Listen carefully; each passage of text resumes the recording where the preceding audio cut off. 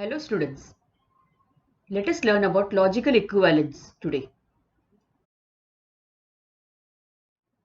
Two statement patterns, say S1 and S2, are said to be logically equivalent if they have the same truth values in their respective columns in their joint truth table. So, when we are given statement patterns, we will construct truth tables for them and compare the last column of the truth table for each statement pattern.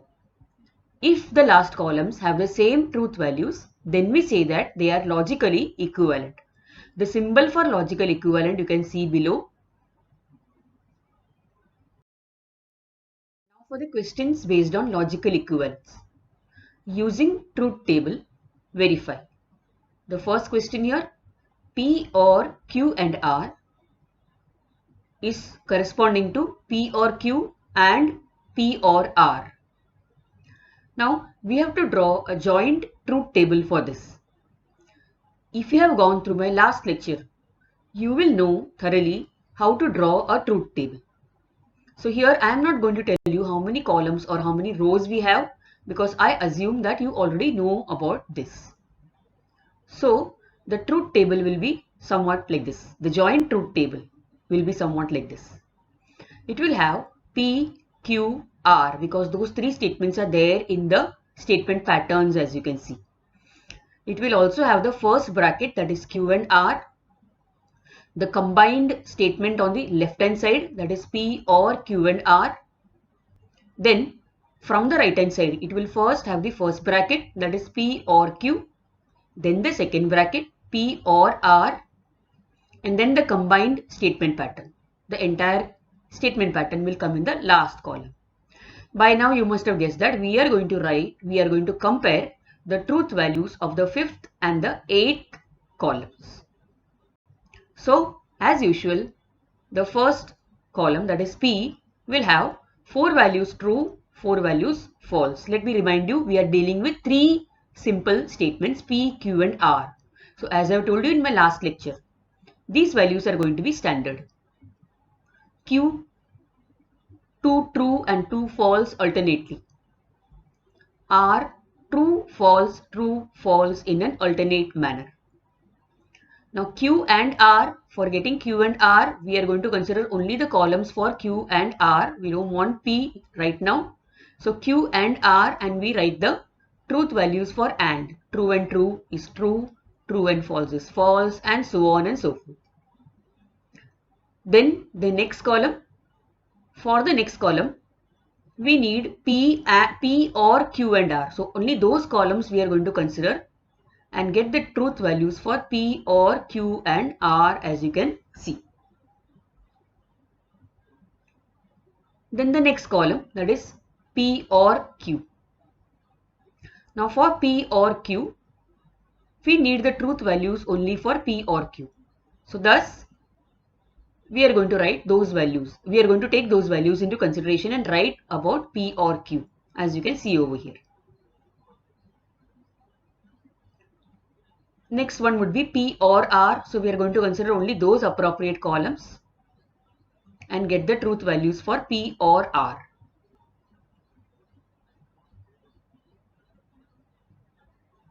And then the eighth column, which we get this. So as you can see, we have got all the values of each and every column over here. Now what are we going to do? We are going to compare the truth values in the fifth and the eighth column. And we see that the truth values in the fifth and the eighth column are the same, in the same manner, and they are the same. Thus we say that the given statement patterns are logically equivalent. The entire truth table looks somewhat like this when you draw it in your notebook. Thus the conclusion as I explained to you. We compare the truth values in column 5 and 8 and thus conclude that both the statement patterns given in the given question are logically equivalent. The second question, if P then Q, if is logically equivalent to if not Q, then if P, then Q. So the statement pattern, both the statement patterns contain only two statements, that is P and Q, and thus their truth table will contain these columns P, Q, the first bracket, that is if P then Q, the entire statement pattern on the left hand side, and then on the right hand side we require not Q and the entire statement pattern on the right hand side. The truth values for P, for Q, by now you know how I got these values. If P then Q, you know this from your truth table. If P then Q. For this we consider only those appropriate columns and we get the truth values for that. Then not Q. For not Q we need to consider only Q, and whatever is Q, whatever is not Q, that comes in this particular column that is here. And then the last column, for the last column also we will consider only these two columns, and thus we'll get the answer. Now obviously we are going to consider columns 4 and 6. We are going to compare them and see the truth values which we get in them. The truth values of columns 4 and 6, if you observe over here, they are the same. Thus the two statement patterns are logically equivalent.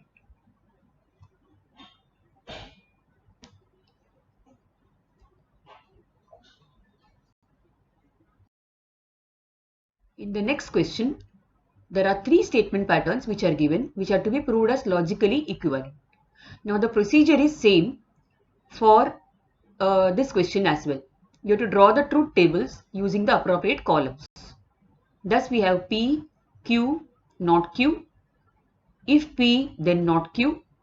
Then negation of if P, then not Q. That is the first statement pattern. Then we have negation of Q. And then P and the negation of Q, which is the middle statement pattern. And then in the last column we have the last statement pattern given, that is P and Q. As usual, the values of P, Q, not Q, which is opposite of Q. Then if P, then not Q. So the appropriate columns we are considering and getting the values over here. Negation of if P, then not Q, which is thus the opposite of the previous column. And then not Q. So we consider only the third column and get the value for not Q. And then P and not Q. So we have to consider only P and the sixth column to get the seventh one.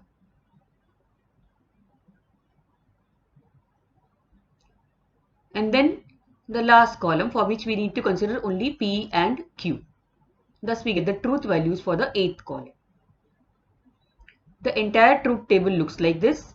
Now from the 5th, 7th and 8th columns, you see that the given truth values are the same, and thus the statement patterns are logically equivalent. So in this way, as you can see, if you compare the previous statement patterns when you studied the truth tables for statement patterns, and now when you're doing logical equivalence, you find that it is more convenient if you number your columns as 1, 2, 3, 4, etc. The conclusion becomes easier to write. Now the fourth sum you can read it for yourself, and I will just give you the truth table. Just study it and check if you have understood the concept, and the conclusion is given there.